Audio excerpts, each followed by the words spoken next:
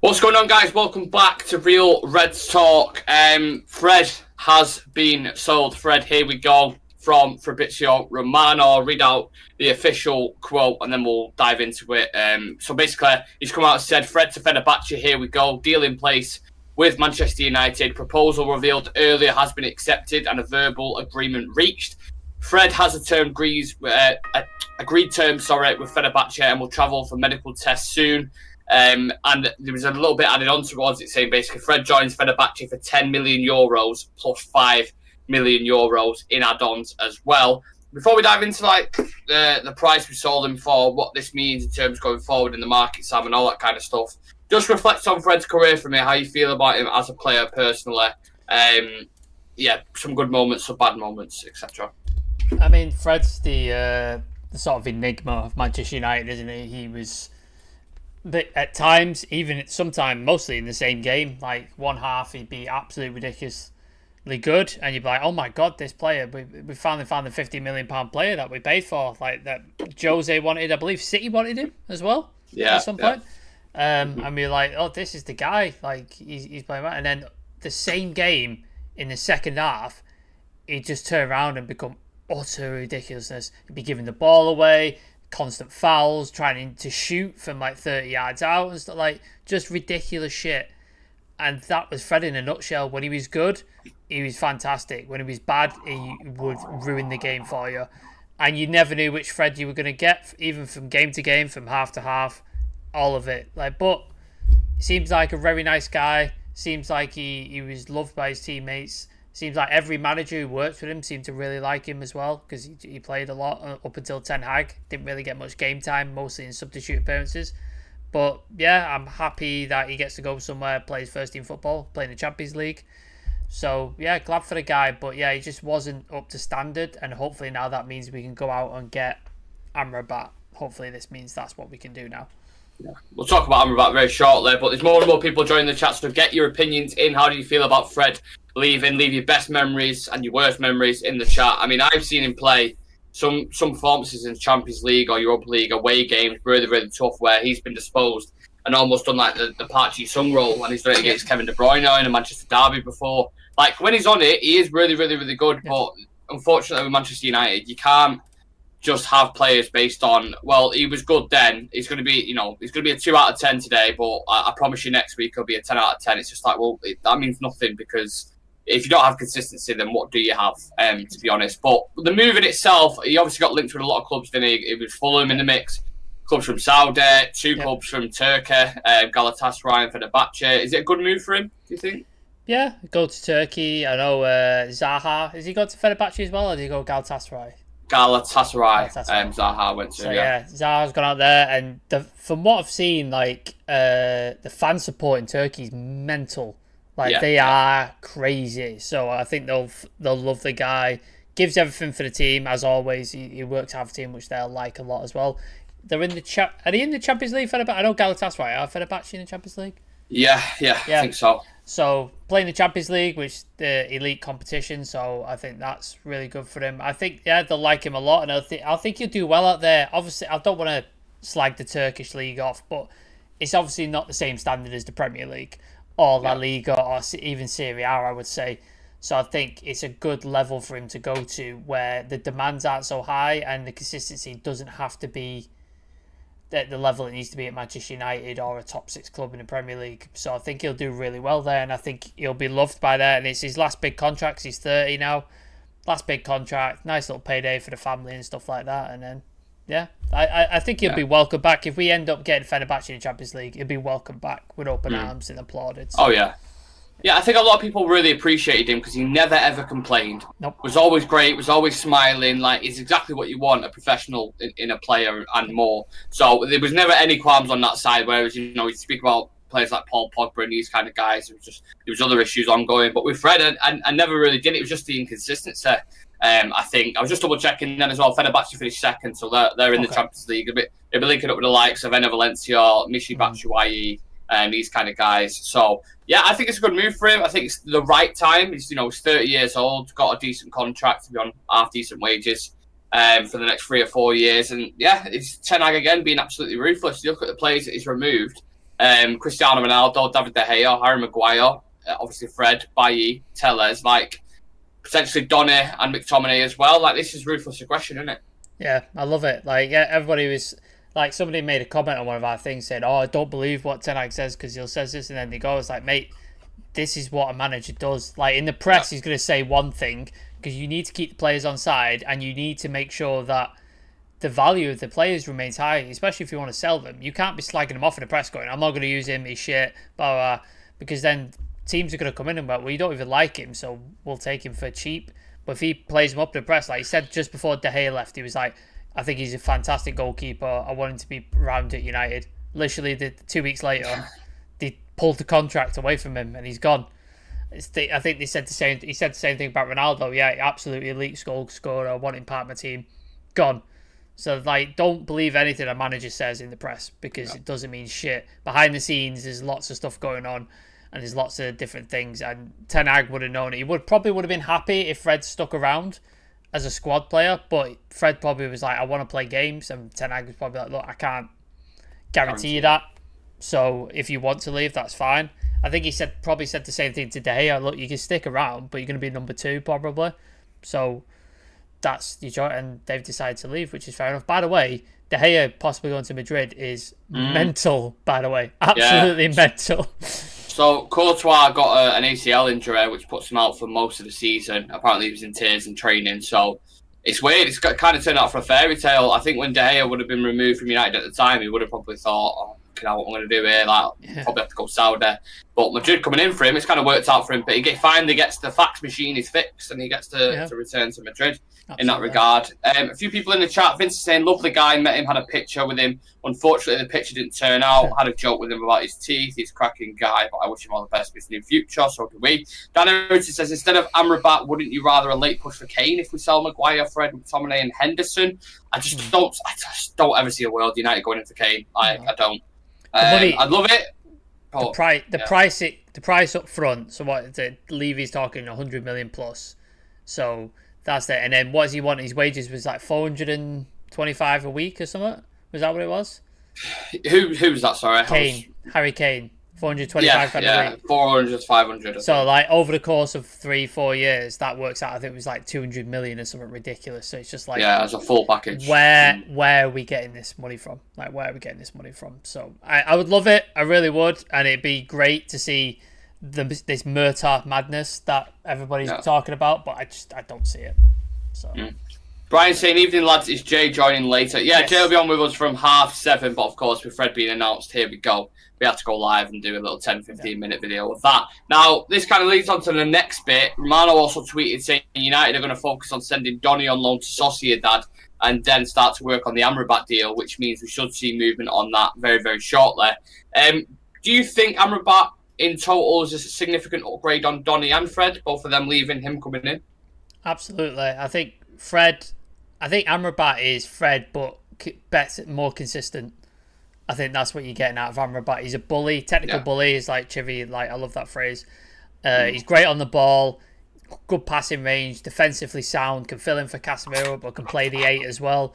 So he's versatile, which is what Ten Hag wants. So I think he's a great buy. And for the price we're being quoted, was it 35 million euros? Which, less, less. 25 to 30, I think. So, like, price like that, you cannot complain. He ran the fucking show in the World Cup, one of the best players in the World Cup. So, yeah, I think it's an upgrade on Fred. The price is a good price, and I think he slots right in. He doesn't have any issues adapting to the league. So, hopefully now, like, once Donny's out the door, with this loan, is it an option to buy or an obligation? Do we know? Option, I think. I think it's an option, yeah. So, I think that'd be good. And then, apparently, West Ham, I've seen I don't know how legit the sources are, but West Ham are still in talks with Scott McTominay. So, we could see him as well. So that's legit. That source. I think it's ex West Ham United who seems to have good things, and I think Claret and Blue, another outlet, said it as well. So yeah, if we should get McTominay as well. I mean, I'm just trying to think in my head the players outgoing. So Maguire is agreed, like 30. He agreed. Why do I keep saying that? £30 million. Fred out the door as well. You could have McTominay out there. Henderson's looking to move him on. Ilanga's gone. Like I can't think of any more off the top of my head, but that's a significant money. Like Tellez as well. Yeah. And plus the wages being moved off there as well, which is quite a lot. So you're looking you must be pushing close to like 100 million, surely, if you sell all them. Which means what will they do with the money? And with things I've read, people have listened to, it seems like we could end up with a window where we brought in Onana, Mason Mount, Rasmus Højlund, Amrabat, another midfielder, Pavard, and then potentially someone on loan as well, is what I've seen. So if that does happen, what would you rate the current transfer window now, and what would you rate it if them deals go through? I think it's 6.5 at the minute. I think if we get Pavard, which I see everybody slagging Pavard, I don't get it. I really don't get it, but everybody's got an opinion. So, but if we get, say, Pavard and Amrabat and then maybe an on-loan striker, who that is, I've got no clue. But if it's an experienced striker, I think that pushes up to like an 8.5, 9. I think that's a very, very good window. It's depending on the striker we get. Yeah. Everybody thinks, like, Gary Neville seems to have this inkling that United are going to make a move for Kane. I don't think so. I haven't seen that. He was on the overlap. He was talking about it, and then Steve Howson was talking about it as well. So maybe they know something I don't know. Yeah. But we could sign Kane on a free next summer. So we could do that. So maybe we get a loan for this window. Maybe a João Felix, for example, someone like that. Get him in for a year, and then we go for Kane on a free next summer. Maybe that could be the option. So if we do João Felix, Amrabat, and say Pavard, that's an 8.5, 9 out of 10 for me. I think that's a very, very good window. 100%. Dan Evans is saying Kane was never going to get 400 grand a week at Munich. No, not a chance. I mean, the fee's been agreed. Everyone's losing their mind saying Kane's going to Bayern Munich, but he's not. I don't think he will. We've got Vincent saying, you've got to look around 110, 90 million from Adidas deal, I reckon. Shah Sam says, it seems like we're in a simulation. I can't believe we're going to sell Maguire, Fred, Scott, and all the others in a window. It's very true. Sam, it's very true. Nail. Yeah, it is very true. But this is the Ten Hag effect. This is what I mean. This is the Ten Hag effect. Yep. Vince saying, if Kane stays at Spurs, January United deal done. It won't be deal done. You can. I think it's only European clubs you can speak to with a pre-contract in January. Premier League, not till summer. But if he wants to get that Premier League record, maybe he does stay at Spurs, get another 20, 30 goals, and then move to United. Yeah. I don't know. We bring it work for us if we bring a loan striker, because you have one for a year, he goes, and then you go get Kane on a free. If you know you're going to get him, like maybe Madrid going for him, it's a bit of a minefield in that regard. Slovenius Charles, that's a mental name, but welcome. I think that's a new name. Please do subscribe if you are new to the channel, and smash a like on the video as well if you guys haven't done it already.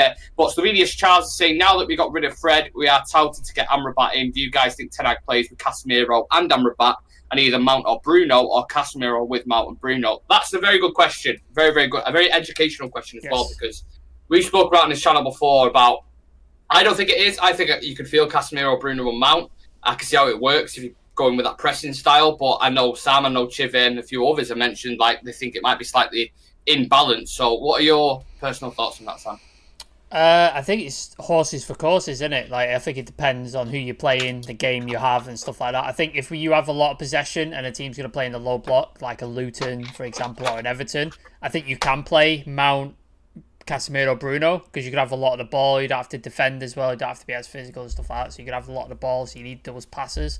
But say you're playing a City or you're playing a Liverpool where you're getting attacked quite a bit and stuff, then maybe you slot Amrabat in next to Casemiro, so you've got a bit more sort of sheared up and thoughts and stuff like that. So maybe that's something. So I think that's what Ten Hag wants. He wants options, he wants depth, he wants to be able to tweak and change things depending on the team, which is what all the top managers do.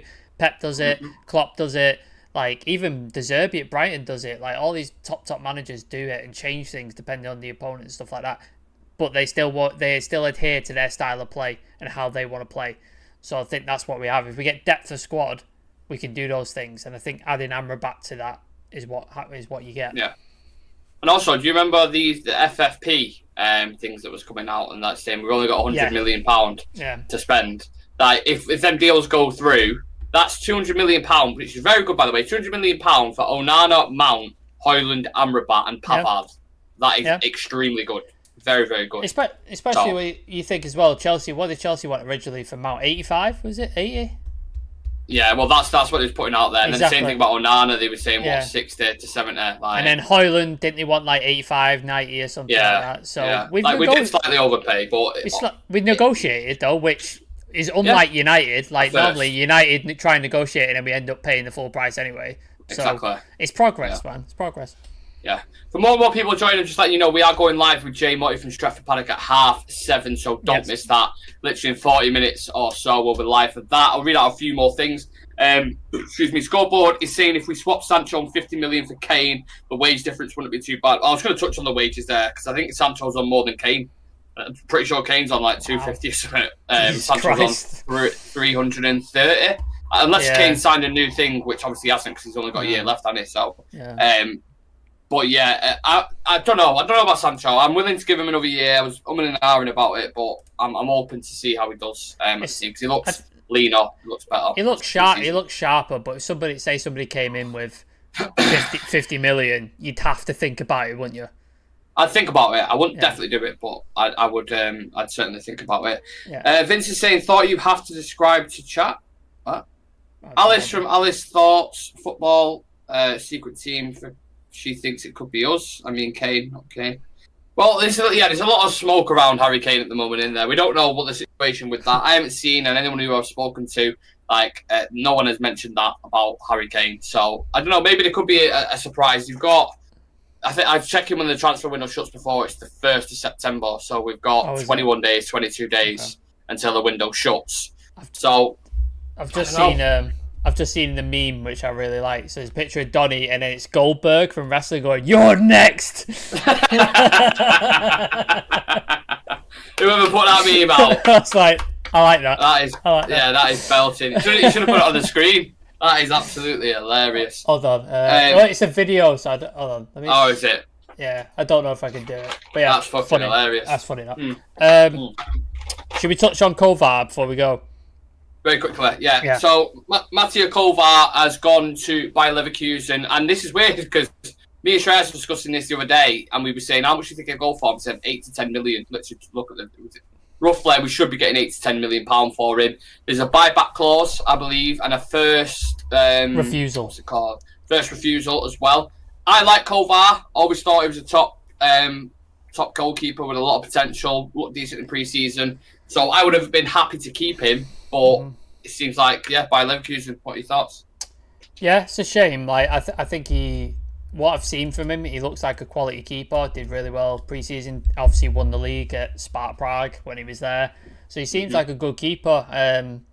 But you're in two minds, aren't you? Because goalkeepers need games to develop. Like you can't develop as a goalkeeper sat on the bench and just getting odd minutes here like you can as an outfield player. So I think him on loan somewhere would have been the option I probably would have gone with. But he obviously wants to do his career, start his career. He thinks he's ready, he thinks he's good enough, which is fair enough. He believes in himself. But I think that's a good thing with putting the contract or putting the thing like a buyback clause or a first refusal. I think that's a good thing because if he does turn out, Bayer Leverkusen, they've got is it Xabi Alonso manager? Yeah, correct. Very good manager, develops young talent. What's the guy who's gone to Villa? Diaby. Diaby. Like they develop good talent. Frimpong's there as well. Yeah. So I think it's a very good team to go to develop young talent. And you never know, maybe in a couple of years he's an excellent goalkeeper, and then United can get him back in, and he's back at United. Maybe that could happen. Or if not, that 9 million is a decent price, I think, for a third or second goalkeeper. So best of luck to the guy, and I hope he comes back to United one day because I think he's decent. Also, these questions as well about Henderson's future, like what's going to happen with him, because I really don't want him to stay as a second choice goalkeeper. No. Like it's just going to be disruptive. We need to move him on. But for us to sign that keeper, I don't think that means that they're not going to sign Henderson. But I don't know. There needs to be some form of negotiation there and work on the obligation thing. Or was it like a certain amount of gains before they have to pay for him? I don't know what it was, but it was just an absolute minefield. Disco Stu, very nice, says Maguire and Fred automatically release an extra £40 million. What was left over? Surely we get the cash to put in a cheeky Kane bid.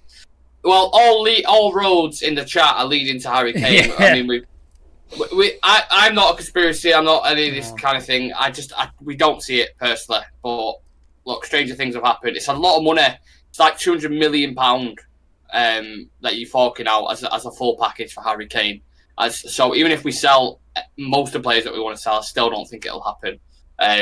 But I don't know. I hope so. I hope it does, because adding Harry Kane to that full transfer, if we get Amrabat and Pavard as well, that is like off the scale. Adam's put in the chat, the sneezing weasel, Steve Cooper, said it doesn't impact the Henderson deal. So there you go. Yeah. No, that's what I thought, to be fair. Charles Sam says we might keep Henderson the way things are going. Brian Casey says starting to seem like Henderson could stay now unless Ten Hag is happy. I think he goes. I think he goes, and I think I think Tom Heaton's your second, and I think we get like a young. There was a guy. It might have been from Saudi actually. We were looking at Alias or something like that. I can't remember his name, but I know Sion Suzuki stops now. He's not coming. So I think we'll look at a young player and get him in his third goalkeeper, and I think Tom Heaton is the second goalkeeper. I think that's probably what we'll do. Last couple of comments. Vince Bullock, Eric Ten Hag, tribal chief, is laying down the law. Absolutely, mate. Absolutely. The pollen count is always sky high wherever Cooper is. It's Aaron. Darrington, how much do you get for winning the league? How much do you get from shirt sales for Kane? Surely we'd be joint favourites to win the league if we got Kane. I think we could definitely make a title challenge if we got Kane. I don't see it happening, but there we go. Ali Vant, Adam saying, that's the guy. Yeah, that's the guy. World class number 9. I can't be world class. Never even heard of the guy. Rumours going Tom Heaton's going to Luton. No, he was, but he's turned it down because Ten Hag spoke to him and he wants to stay, so he's definitely staying now. Weird to see Kovar sell for 9 million, but City's youth keeper went to Burnley for 19. Yeah, there you go.